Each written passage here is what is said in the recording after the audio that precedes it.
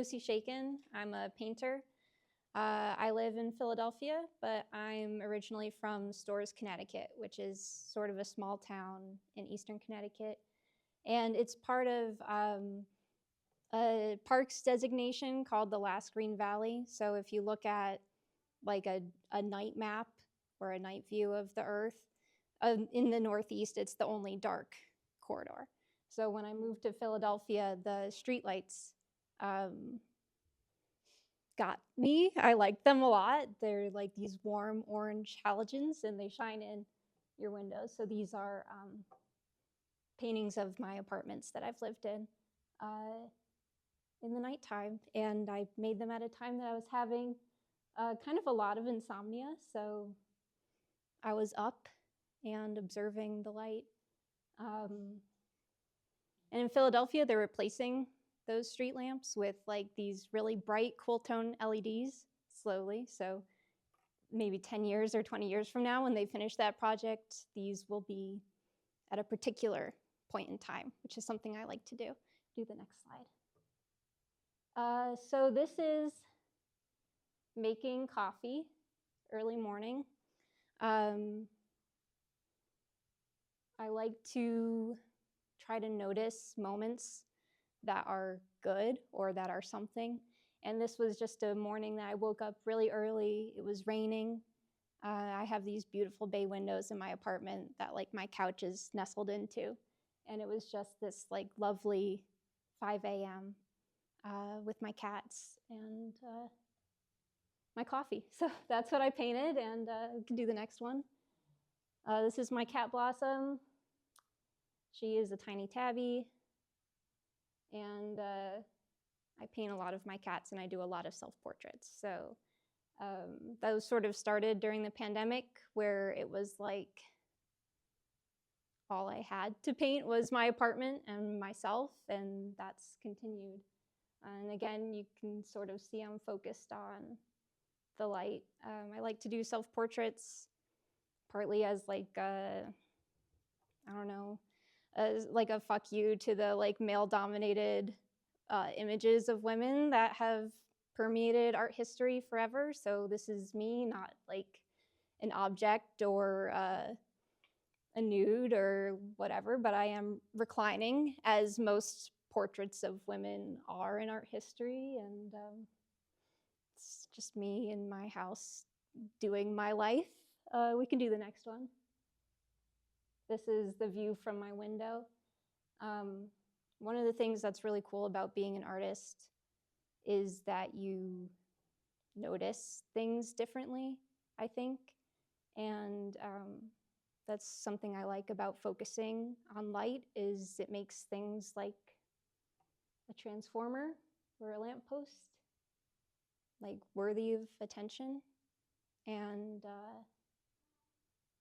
this one's kind of fun because you can kind of see in these pictures, not really, but there's like weird texture in the background. I am a part of my Buy Nothing group. It's one of the things that keeps me on Facebook. I don't know if you have those where you live, but it's like just a free exchange between neighbors. Nothing's for sale. You can't ask anything in return.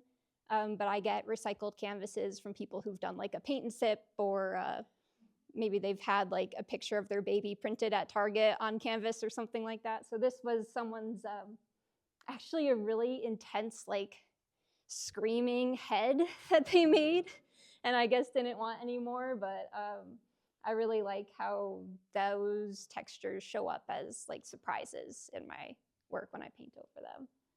We could do the next one. And this is a view from the Philadelphia Rail Park. If you know the High Line in New York, this is Philadelphia's copycat version. It is a old train tracks that is now a little park.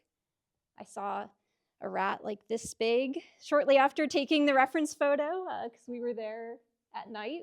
Perhaps not the best place at night, but I just love like the way the city glows. And this was a hot, humid summer night.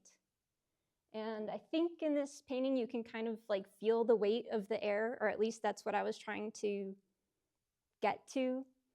And when I spoke on the phone with Lynn, who called to tell me about the residency, I asked about the weather coming to Wyoming in November, having not been out here before.